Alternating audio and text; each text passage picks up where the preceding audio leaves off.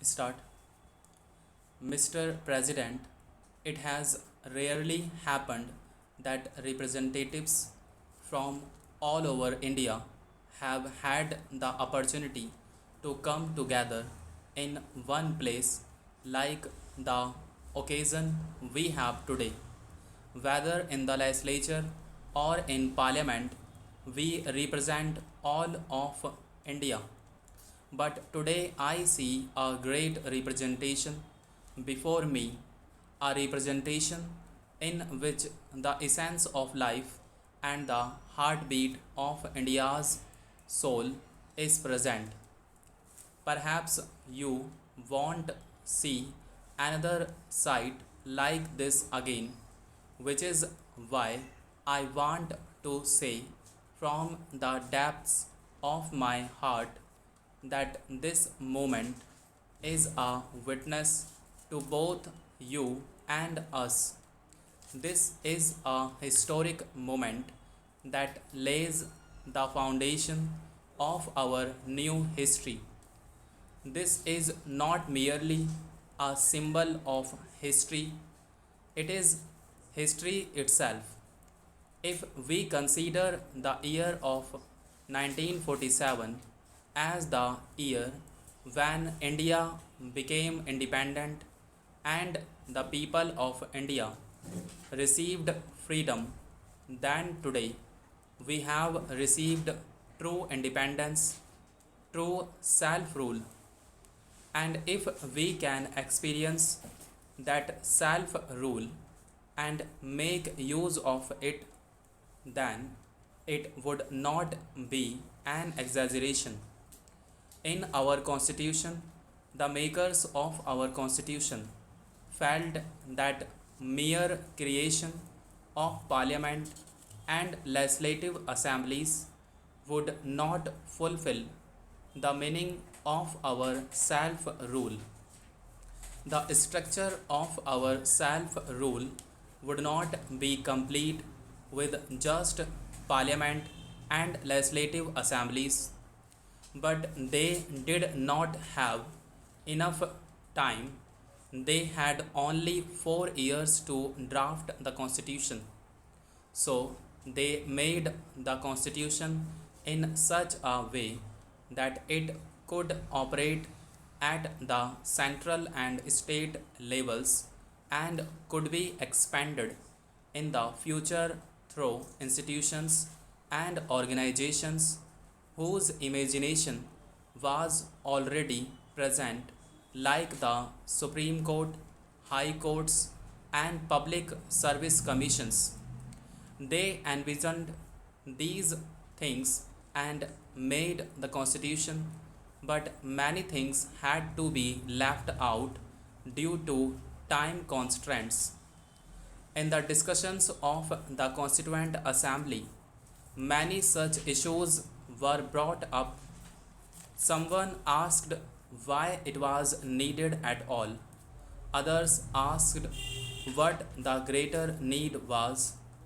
Hence, they provided certain guiding principles, directives that would guide future governments and their actions. One of those principles is what we call Panchayati Raj.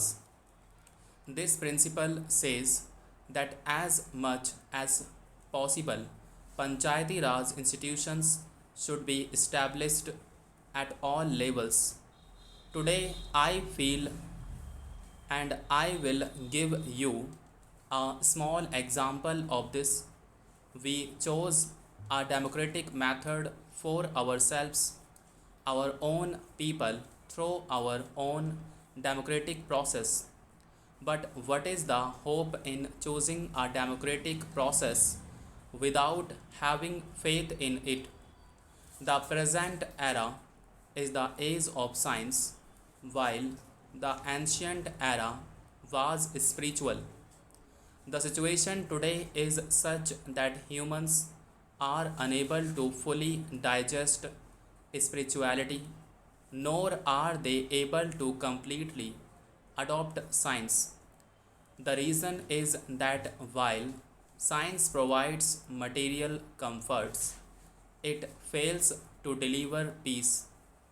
As for spirituality, it brings peace, but life seems to lag behind in time.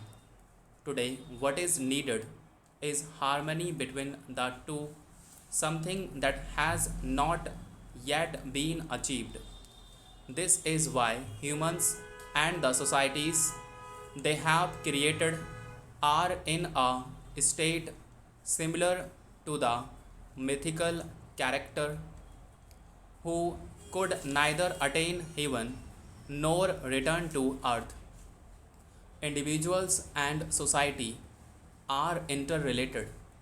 Without individuals, society has no value or meaning, and without society, individuals are equally meaningless. A society without individuals is like a void, nothing but the silence of death. The same applies to individuals. If a person is cut off from society, they become a thorn to society and self destructive.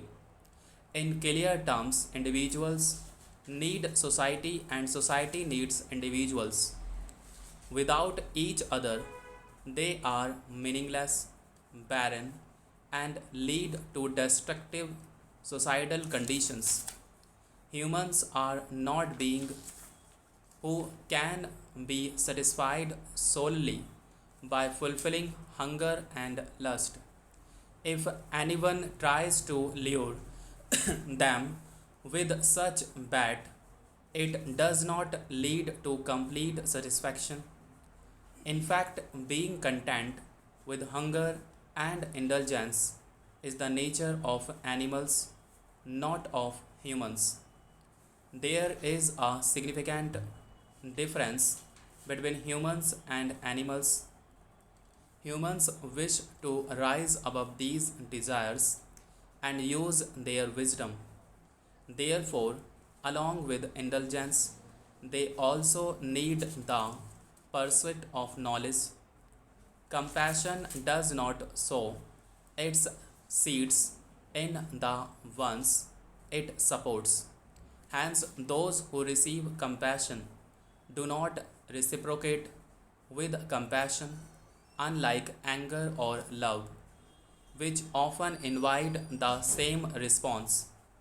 Instead, the recipient of compassion feels gratitude, reverence, or affection.